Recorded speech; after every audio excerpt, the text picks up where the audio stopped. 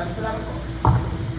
Katulad ng sinabi ko kanina, mas paigtingin pa natin yung pagbabantay natin sa bawat game. Mayroon tayong magre-review, may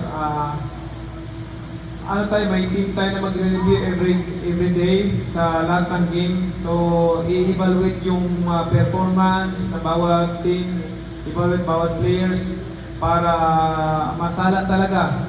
Well, it's like NBA, the way NBA screen, parang double check yung nila na hindi papasukan ng game fixing. So, ganun ang gagawin natin na may magre-review and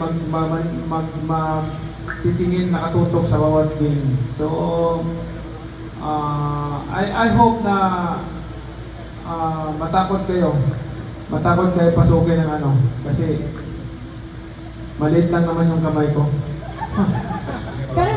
Activities and engagement for the fans and during the game and outside the game.